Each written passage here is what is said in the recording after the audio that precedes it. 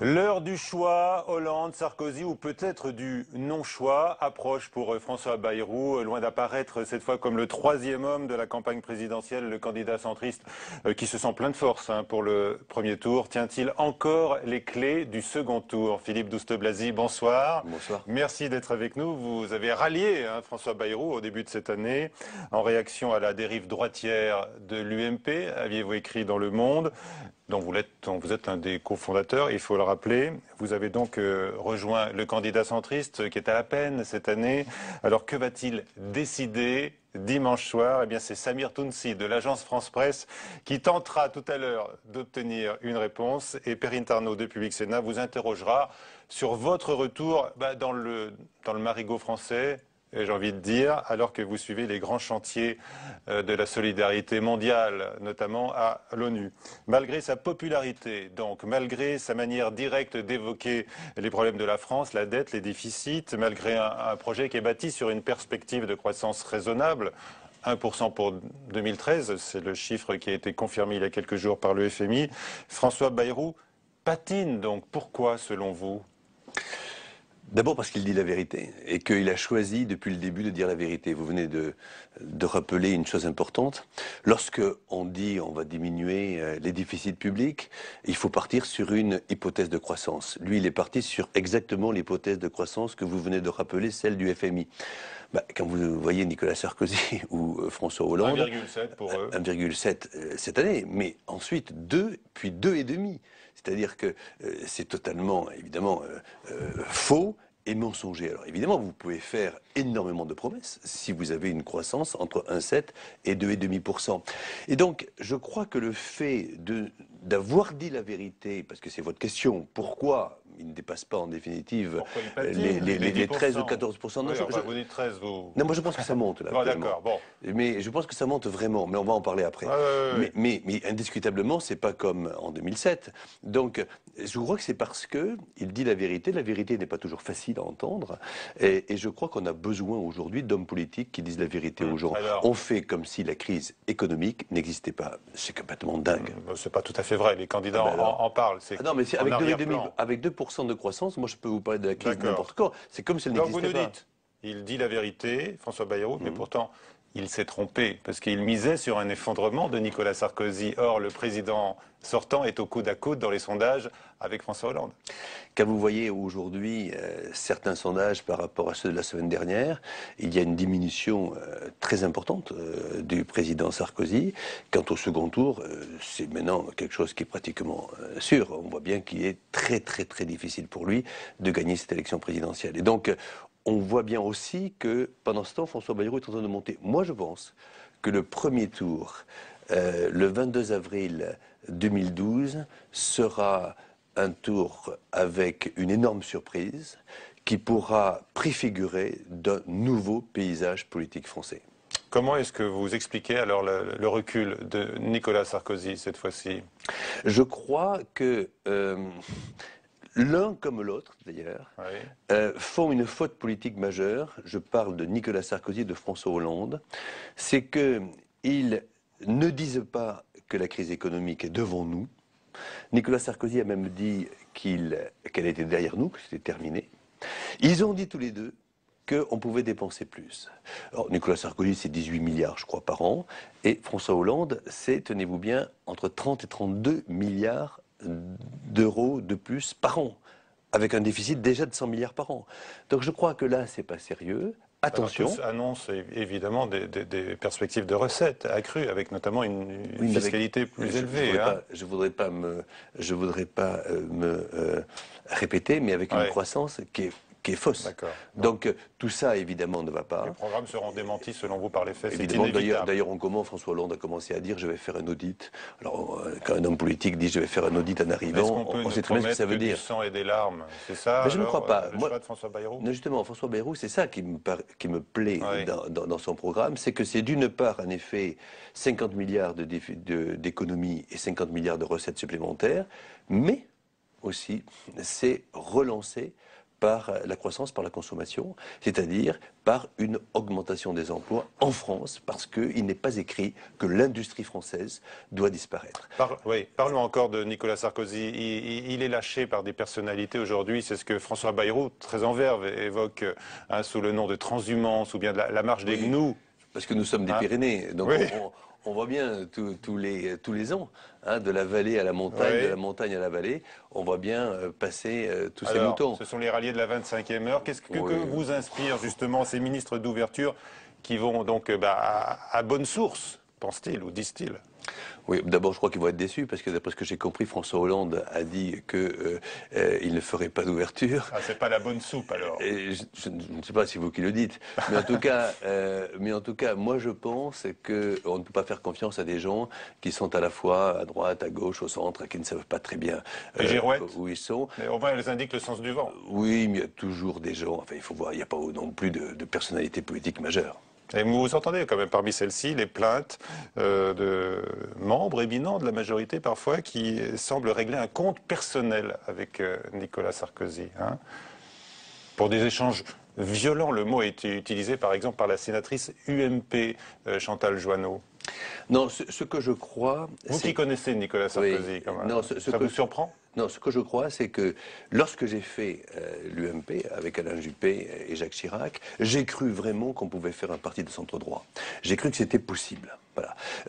Et Nicolas Sarkozy a totalement assumé, d'ailleurs, mais moi je respecte ce choix, ce n'est pas le mien, c'est tout, de faire carrément un virage très à droite pour aller chercher les électeurs du Front National. Ça avait marché en 2007, ça ne marchera pas aussi bien cette fois-ci, donc c'est plus mon parti, j'en ai tiré les conséquences. Il doit y avoir des gens dans le parti UMP qui doivent penser comme moi. D'accord. Alors, la traîtrise, vous la condamnez, évidemment, Philippe Douste-Blazy.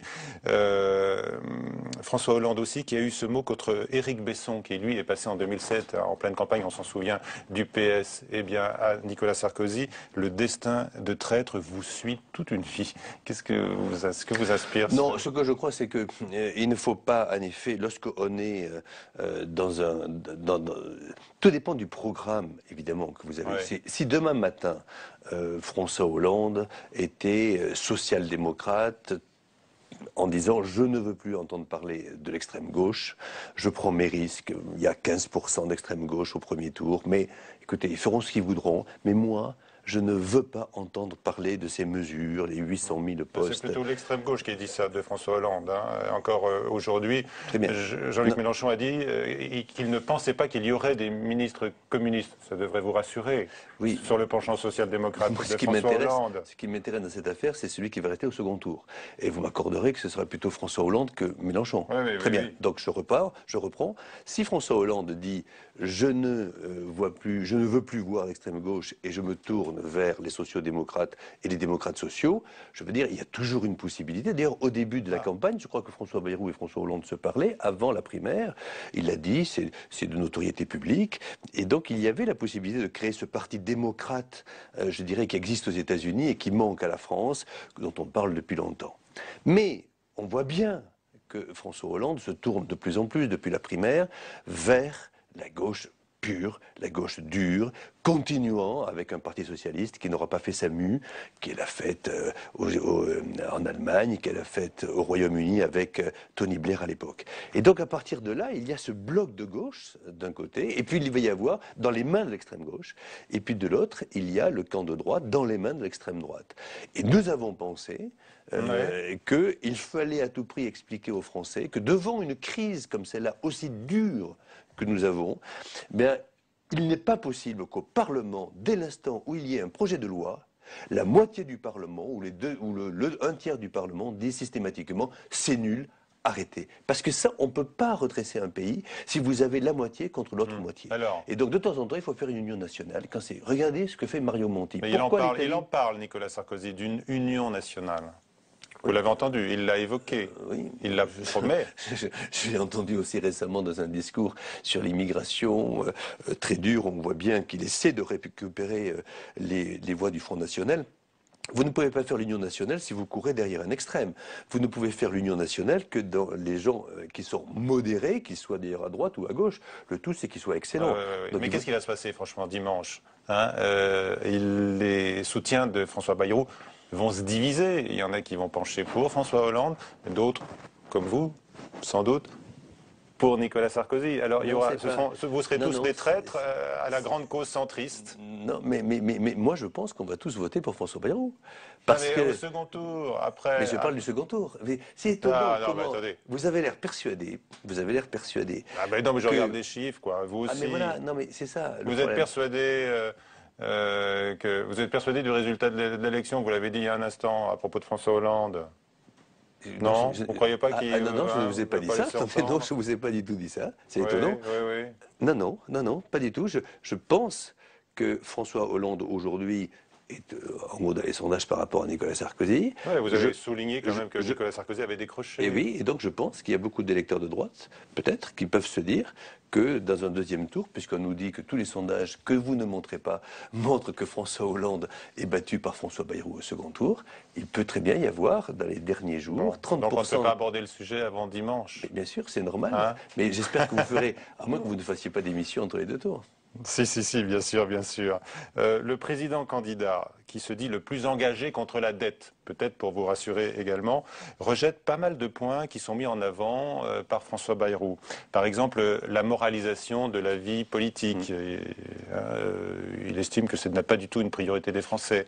Également, la nomination du ministre de la Justice. François Bayrou propose une approbation aux 3/5 de l'Assemblée pour que ce ne soit pas un choix partisan. Est-ce que cela, c'est un casus belli pour vous?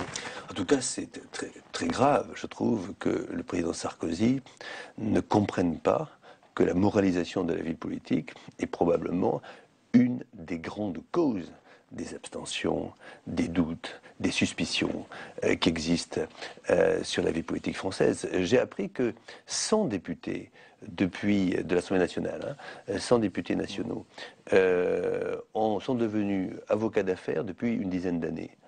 Je veux dire que, attention, j'ai été une vingtaine d'années élu et 8 ou 9 ans ministre. Vous avez des conflits d'intérêts très rapidement dans une vie politique et donc il est absolument nécessaire qu'il n'y ait plus de conflits d'intérêts dans une vie politique apaisée, non corrompue. Nous ne sommes pas dans les meilleurs dans la liste que font en général Transparency International sur la corruption. Donc attention, ça fait partie des choses importantes. Allez, on va continuer de cheminer, on va tenter en tous les cas, pour comprendre quel choix finira par s'imposer à François Bayrou.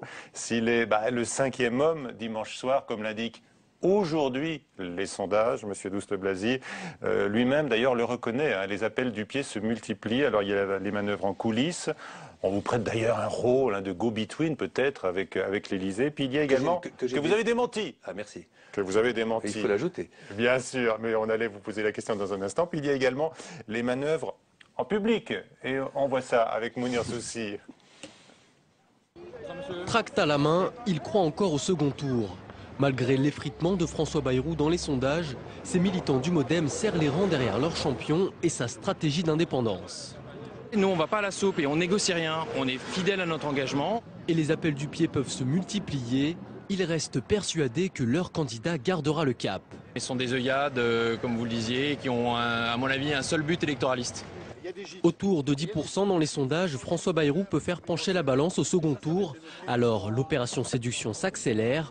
Au PS et surtout à l'UMP, on cherche à s'attirer les faveurs du candidat centriste. Les ténors de la majorité n'hésitent pas à lui faire miroiter Matignon pour sceller la réconciliation.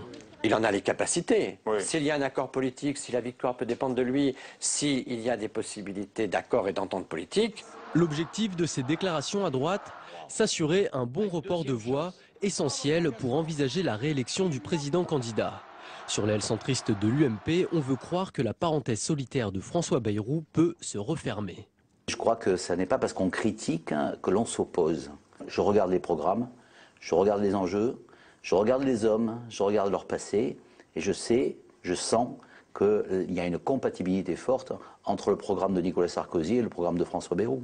Des convergences sur les propositions peut-être, mais beaucoup moins entre les deux hommes. Pendant 5 ans, François Bayrou a violemment critiqué le président de la République, allant jusqu'à le traiter d'enfant barbare dans un livre. Pour ce proche de Ségolène Royal, qui tend la main au Béarnais, le divorce est donc plus que consommé.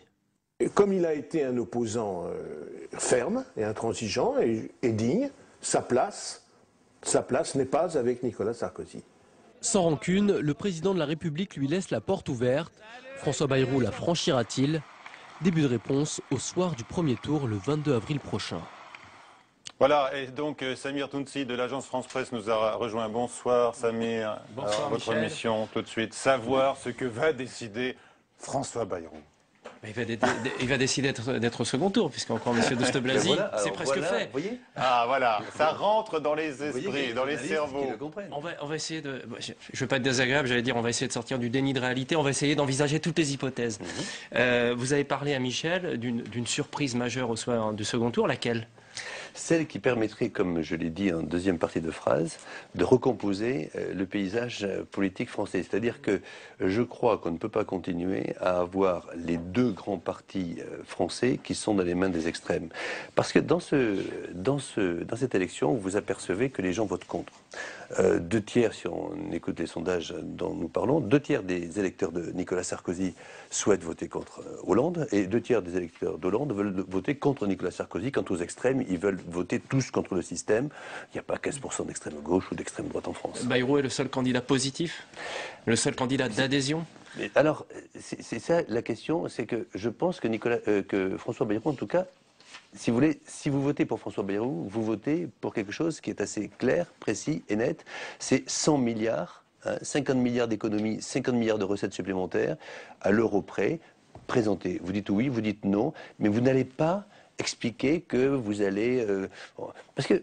Mais on ne sait pas avec qui il gouverne. Vous dites on vote pour quelque chose de clair et précis. Non. Mais attendez. On le programme, mais... non, mais attendez. Non, comment pouvez-vous dire une chose comme ça? Imaginons donc qu'il soit élu au deuxième tour de l'élection présidentielle. Vous avez, un mois après les élections législatives, il y aura dans chaque circonscription un candidat qui sera majorité présidentielle. Alors c'est vrai, là il faut que vous vous y fassiez. Il y en a certains qui auront été au départ socialistes et d'autres qui auront été au départ UMP peut-être. Ça, pourquoi pas? Mais à la sortie, il y a une majorité. C'est exactement ça la Ve République. Il y a une majorité présidentielle. Et donc François Bayrou aura une majorité présidentielle. Alors envisageons toutes les hypothèses, envisageons l'absence de François Bayrou au second tour. Votre dilemme, c'est un quinquennat de François Hollande avec son programme intenable en termes budgétaires, comme vous l'avez dit, ou un nouveau quinquennat de l'enfant barbare. Comment vous tranchez? Mais vous savez, d'abord, on l'a dit à plusieurs reprises avec François Bayrou, on vous répondra entre les deux tours, si jamais nous n'y sommes pas. Bon, donc vous pouvez y aller encore 10 fois, 20 fois. On va essayer d'avancer. Voilà, si ça ne vous dérange pas. Mais c'est plutôt pour ceux qui nous regardent. Bon. Mais quand même, sur le fond, il y a des choses, tout à l'heure, on en parlait avec M. Grossior, la moralisation de la vie politique, pour nous, c'est fondamental. Nous pensons même qu'au premier tour de l'élection législative, il doit y avoir un référendum pour régler définitivement ça. Le PS, l'UMP nous disent depuis 15 ans, 20 ans, je l'ai même dit, moi, 10 fois, plus de cumul de mandats avec nous, etc. Sauf que là, ça sera fait par les Français. François Hollande, sur le principe, il est d'accord. Mais Nicolas Sarkozy, dans une interview à la Croix, a dit ce non, jour, dit non. Ben voilà, ça c'est intéressant, vous voyez. C'est quelque chose qui est important. Ensuite, on va aller à la proportionnelle. La proportionnelle, combien? Est-ce que c'est une toute petite dose, comme le président candidat a dit, ou est-ce que c'est plutôt 20-25%, comme nous aimerions? Ce sont des choses comme ça, c'est ça aussi la politique. La politique, ce n'est pas... Moi, alors, je l'ai dit depuis le début, je ne cherche aucun poste dans cette élection. Je suis secrétaire général adjoint des Nations Unies. Votre avenir politique est derrière vous. Votre vie politique, plutôt. Vous voulez dire que je l'ai écrit plutôt dans une... La tribune du Monde du mois de C'est pas vous qui le dites. C'est vous. Il faut le dire. Vous confirmez. Profitez-en pour bien réaffirmer ce soir que votre vie politique est derrière vous. Vous n'êtes candidat à aucun poste. Non, ma vie politique est totalement devant moi. Mais c'est de la vraie politique. La politique n'est pas uniquement hexagonale, monsieur Grossior. Hein. La vraie politique, elle est aussi internationale. On en parlera dans un instant. Vous nous avez dit donc que le fait que le non-cumul des mandats figure dans le programme de François Hollande pourrait vous rapprocher de François Hollande. J'ai pas dit ça. Ah si, un peu. Non, j'ai dit qu'il y avait une affaire de programme et que si on prend l'exemple de la moralisation de la vie politique, ben je vois que François Hollande a dit oui, que Nicolas Sarkozy a dit non. C'est l'élément important. Maintenant, sur les autres, on va pouvoir, par exemple, on fait zéro augmentation de budget en valeur pendant 2 ans. On va voir qui nous répond oui, qui nous répond non. Hervé Morin, qualifié par François Bayrou dans un livre d'innocent ministre de la Défense, mais c'était en 2008, appelle aujourd'hui François Bayrou à voter Nicolas Sarkozy. Alors il a raison, il est minoritaire, il est isolé. Je ne pense pas que Hervé Morin soit majoritaire de son propre parti, mais je ne sais pas. Ce que je crois, c'est que j'ai fait moi-même ce choix. Donc, lorsque en 2000, 2001, 2002, j'ai créé l'UMP, j'ai cru qu'il était possible, en effet. Mais à ce moment-là, Alain Juppé, qui venait du RPR, était devenu très pro-européen et était devenu très décentralisateur. Là, aujourd'hui, quand j'entends les discours anti-européens tels qu'elle est aujourd'hui, du président candidat, je suis étonné qu'un centriste puisse comme ça donner un blanc-seing. Je pense qu'il y a une grande discussion sur l'Europe à avoir. Bien sûr que cette Europe-là doit être modifiée, mais enfin on ne peut pas quand même donner l'impression, par exemple, que la France va sortir de Schengen comme ça. Le discours anti-européen du président candidat. Vous faites aussi allusion à sa volonté de remettre en cause le rôle actuel de la Banque Centrale Européenne ? Mais par exemple, non, enfin, qui disent que la Banque Centrale Européenne doit continuer à jouer un rôle, bon, ça ne me choque pas. Mais qu'on puisse dire, je vais remettre en cause l'appartenance de la France à Schengen, à l'espace Schengen, comme ça, alors qu'on sait très bien qu'il y a une, d'ailleurs, réforme nécessaire et justifiée sur l'espace Schengen actuellement, je trouve que c'est un clin d'œil aux gens qui ont voté non aux différents traités européens, et je trouve que c'est quand même pas très responsable. Là, ça vous ennuie. Et le fait que François Hollande souhaite renégocier le traité de stabilité budgétaire du 19 décembre dernier, je mets sur le compte de un peu peut-être une expérience des affaires peut-être étrangères européennes, mais sur le fond, je pense que c'est bon, après ce traité-là, qui est purement sur les déficits et sur une certaine austérité, je pense qu'il est bon d'avoir une seconde phase basée sur la croissance. D'ailleurs, Jean-Claude Juncker, le patron de l'Eurogroupe, a dit que sur la Grèce, par exemple, on avait fait une erreur en ne donnant qu'une austérité, qu'en administrant qu'une austérité. Donc ça, je crois. Par contre, on ne peut pas redemander au pays de faire un nouveau traité, alors qu'ils sont tous partis avec leur Parlement pour le ratifier. Un mauvais point pour Nicolas Sarkozy sur Schengen, un bon point pour François Hollande sur la volonté de renégocier. Sauf qu'il dit que c'est une renégociation. Ça, c'est pas possible. On ne peut pas renégocier ce traité. On peut ajouter un autre traité immédiat. Ce sera peut-être ça. Oui, ou avec une annexe. Je ne sais pas. Oui, sur la balance, alors donc, entre François Hollande et... je suis bien centriste jusqu'à maintenant. Non, mais on a l'impression que c'est plutôt favorable à François Hollande quand on fait l'inventaire. Non, on vous écoute. C'est vous qui dites, ce n'est pas vrai. Et on essaye. C'est programme par programme, idée par idée, et nous allons donc essayer justement d'influencer, comme nous l'avons toujours fait dans la vie politique depuis. Vous avez entendu François Hollande, il a dit qu'il n'y aura pas aucune négociation d'entre-deux tours. Il l'a dit à Jean-Luc Mélenchon. Mais si, François Hollande. C'est à prendre ou à laisser. J'ai vu que François Hollande, il y a quelques heures, expliquait qu'il allait augmenter le SMIC. Coup de pouce. Coup de pouce du SMIC. Il a ajouté en fonction de la croissance. Et de la situation des entreprises. Il faut quand même le faire, parce qu'on sait très bien que la croissance, d'après ce que j'ai compris, sera quasiment nulle. Donc c'est raisonnable. Non. Oui. Comme perspective. Non, mais je veux dire. Hélas pour les salariés. Non, bien sûr. Mais quand il dit on augmente le SMIC, il regarde qui? Il regarde en face Mélenchon. Donc, s'il regarde trop vers l'extrême gauche, il sera rattrapé en réalité, pas par nous. Il est loin de proposer les 1700 € pour le SMIC. J'espère, oui, j'espère. Ça serait. Enfin, vous avez lu le programme de Mélenchon. Enfin, c'est quelque chose d'absolument sidérant. Vous étiez à Lille hier? Je n'étais pas à Lille parce que j'étais chez des confrères à vous, et donc nous partageons. Mais j'étais, par exemple, à Lyon lundi. Alors à Lille, François Bayrou, votre candidat, a dit que le temps de la division des centristes s'achève. Qu'est-ce que cela signifie? Que nous allons, dans la prochaine Assemblée nationale, avoir un groupe UDF avec les actuels centristes de l'UMP? Ça, je crois en effet qu'il faut tirer les conséquences de cette droitisation de l'UMP, qui est peut-être d'ailleurs, d'après les responsables de l'UMP, nécessaire. Ça, je ne me regarde pas. Mais en tout cas, il faut en tirer les conséquences et donc il faut que le centre de la vie politique française puisse se retrouver dans, en effet, une structure politique. C'est-à-dire que, par exemple, en cas de défaite de Nicolas Sarkozy, Jean Leonetti pourrait être député dans le même groupe que François Bayrou? Je connais très bien Jean Leonetti. Je peux vous assurer qu'il n'y a vraiment pas de différence. Il vient de le dire d'ailleurs à l'instant. Il n'y a pas de différence entre François Bayrou et nous.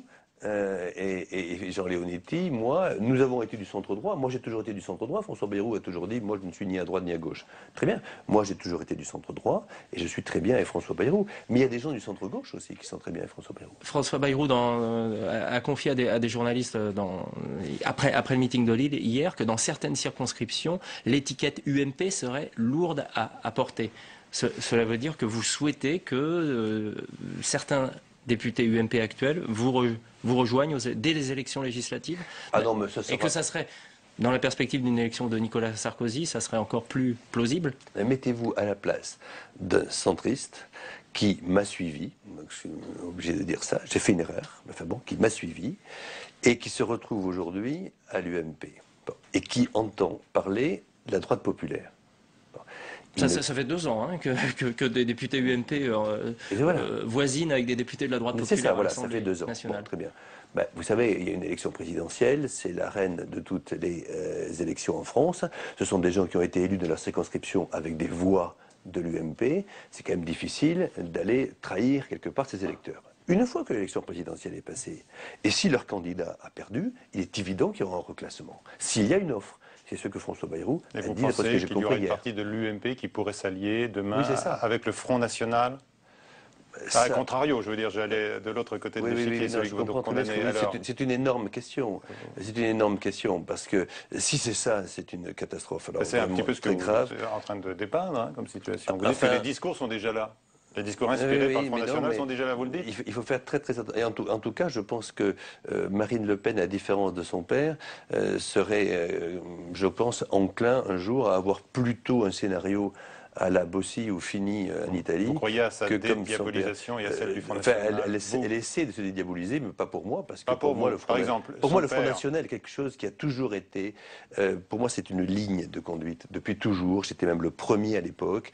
J'ai été à l'époque où M. Pasqua se posait des questions, etc. J'ai toujours été très contre, ou M. Gaudin. Enfin bon, j'ai toujours été très contre. Alors, pour moi, c'est une ligne jaune qu'il ne faut jamais franchir. Jean-Marie Le Pen fait toujours entendre sa voix. Et l'autre soir, en marge du meeting de Paris au Zénith, il a fait le lien entre les initiales de Nicolas Sarkozy et le national-socialisme. Il a également fait un parallèle entre le meeting de dimanche de la Concorde et les grands rassemblements hitlériens de Nuremberg. Je vais dire 2 choses. La première, c'est une honte. Deuxièmement, je ne veux pas en parler plus parce qu'il a fait ça pour qu'on en parle aujourd'hui. Je ne veux pas lui rendre ce service.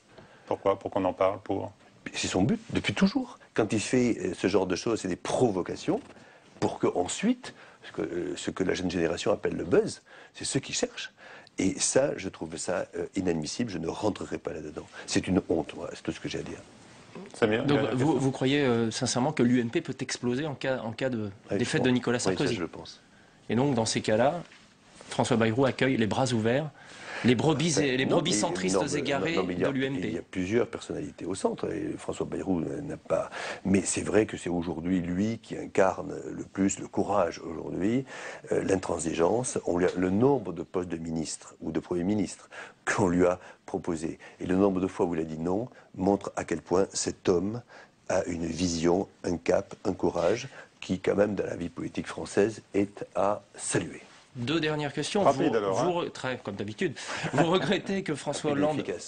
Vous regrettez aujourd'hui que François Hollande fasse plutôt des appels du pied vers l'extrême gauche. C'est normal, il rassemble son camp. S'il est élu président de la République, vous espérez qu'il fasse un appel au centre rassemblé, réuni? Non, mais ça, vous pouvez pas à la fois faire un appel vers, comme vous le dites, vers l'extrême gauche, puis ensuite vers le centre. Ça serait trop beau. Mais ça voudrait dire que François Hollande n'a pas de ligne. Vous êtes dur avec lui. Non, mais une fois élu, un président se recentre forcément. Est-ce que vous espérez qu'en cas de victoire de François Hollande... Se recentre. Quand je vois Nicolas Sarkozy, ça n'a pas été son cas. Dernière question. Une dernière question. Vous plaidez pour le retour à l'équilibre des comptes publics dès 2016. Oui. Un petit retour en arrière, quand vous étiez ministre de la Santé, que vous avez initié la réforme de l'assurance maladie en 2004, vous plaidiez pour vous promettiez aux Français que l'assurance maladie, la Sécu serait à l'équilibre en 2016. Aujourd'hui, nous avons 18 milliards de déficit du régime général de la sécurité sociale. Monsieur Douste-Blazy, c'est pas un peu illusoire de dire aux Français qu'un jour on va retrouver l'équilibre des comptes publics quand vous-même vous avez échoué à ramener la Sécu à l'équilibre? Vous savez de combien était à l'époque, vous étiez certainement trop jeune, mais 12 milliards d'euros. C'est quelque chose on n'avait jamais fait ça. On n'a mis personne dans la rue là-dessus, et malgré ça, ça n'a pas suffi. Pourquoi? Parce que nous n'avons pas fait, je n'ai pas fait, les réformes de fond qui doivent obligatoirement être prises. Et en particulier, ces réformes de fond, c'est sur le financement et sur comment il faut qu'on revoie le financement de la sécurité sociale obligatoirement, de l'assurance maladie. Merci Samir Tounsi. Nicolas Sarkozy ne serait pas choqué de la publication des résultats du premier tour avant 20h à 18h30. Et vous seriez choqué, vous? Qu'il soit choqué ou pas, ça c'est pas la question. C'est fait. Non, le seul truc qu'on peut dire qui est ennuyeux, c'est que si on fait un SMS, si vous, M. Grossiot, non, je le fais pas. Non, si vous, M. Grossiot... Mais je lirai les autres. Si vous, M. Grossiot, vous faites un SMS, vous m'envoyez un SMS disant ça, vous n'êtes pas... La loi ne vous ennuie pas. Si, par contre, vous faites un tweet, là, tout de suite, vous êtes en... Donc, je trouve qu'il faut quand même revoir tout ça. Moi, je pense avoir la solution. C'est que tous les bureaux de vote ferment à la même minute, à la même seconde. Comme ça, on ne fait pas de sondage de sortie. Parce que, moi, je me souviens, quand j'étais à Lourdes à l'époque, on votait jusqu'à 18h. À Toulouse, on vote jusqu'à 20h. Donc ça permet à des gens comme vous, et à vos instituts de sondage, de poser des questions à ceux qui sortent. D'accord. Ce serait évidemment une solution. Sauf s'ils font des sondages aussi tout au long de la journée, quand ils interrogent à nouveau. C'est pas pareil. C'est pas pareil. Que sortie de l'urne. Très bien. C'est une chose, et dans l'urne, c'en est une autre. Ah, bien sûr. Merci beaucoup. Samir, Perrine Tarnaud de Public Sénat va arriver. On va d'abord évoquer votre transhumance à vous, Philippe Douste-Blazy. On reprend l'expression. Ben oui, vous avez abandonné un temps. Attendez, l'idée, celle-ci, c'est que vous avez abandonné un temps pour venir en France, les grandes gloires mondiales que sont Bill Clinton, Ban Ki-moon et tant d'autres, n'est-ce pas, Tam Tranui? Depuis 2007, Philippe Douste-Blazy se consacre à la haute politique, comme il le dit lui-même. À la tête de la fondation United, il fait baisser le coût des traitements contre le paludisme, le sida ou encore la tuberculose et facilite l'accès aux médicaments dans les pays pauvres. Bref, il combat les grands fléaux de notre planète et flirte avec les grands de ce monde, Bill Clinton ou encore Ban Ki-moon, puisqu'il est également secrétaire général adjoint de l'ONU. Alors que diable est-il allé faire dans cette galère? Remettre les mains dans le cambouis de la politique à la française et de la campagne présidentielle, avec tout ce qu'elle compte, de choses trappes, de phrases assassines et d'appels du pied. Il faut dire que François Bayrou, son champion, même s'il est passé du statut de 3e homme de 2007 à celui de 5e de 2012, reste très courtisé à droite comme à gauche. Soutenir le MoDem, c'est donc pour Philippe Douste-Blazy une façon de ressusciter dans la vie politique française, car s'il a beaucoup existé ces dernières années sur la scène internationale, l'Hexagone l'avait quelque peu oublié. Voilà, donc Perrine est avec nous. Bonsoir Perrine Tarnaud. Bonsoir Philippe Douste-Blazy. Mais que diable êtes-vous venu faire dans cette galère de la campagne présidentielle? Mais je vais vous dire, ça me fait très très plaisir qu'on puisse prendre un peu le temps pour le dire. Je n'ai jamais pu le dire. Ma vie a totalement basculé en 2006 lorsque nous avons créé United, qui est une organisation internationale. On va en parler dans quelques instants. Basée voilà, sur 1 euro par billet d'avion. On avait ça le président Chirac, le président Lula du Brésil à l'époque. Et ce petit euro par billet d'avion, on l'a fait dans 15 pays. On a récolté 2,5 milliards de dollars. Et avec ça, on soigne, par exemple, on va en reparler, mais 8 enfants sur 10 dans le monde contre le sida. Maintenant, il faut changer d'échelle. Il faut continuer à convaincre d'autres pays pour les billets d'avion, taxe sur les billets d'avion. Donc vous avez encore du boulot sur la scène internationale. J'ai plein de boulot. Ah mais ça, j'y repars tout de suite après le deuxième tour. Pas après le premier, après le deuxième. Mais il faut changer d'échelle. Or, j'ai compris que changer d'échelle, c'était la taxe sur les transactions financières. C'est là où est le fric aujourd'hui. C'est là où est l'argent aujourd'hui. Or, Or, ce n'est pas taxé du tout. Donc 0,5% sur les actions. Mais parce que personne n'en veut, notamment pas les grandes places financières, boursières. Sauf que nous l'avons voté. Et ça, il faut reconnaître au président Sarkozy de l'avoir fait voter il y a 4 mois. Mais on est les seuls, on est isolés, ça ne donne pas grand-chose. Madame Thatcher l'avait fait en 84, 4,5 milliards de livres sterling par an quand même, c'est pas rien. Le Brésil l'a fait, Taïwan l'a fait, c'est très possible. Nous avons, nous, montré que c'était possible de le faire au niveau français. Pourquoi je reviens de la vie politique française?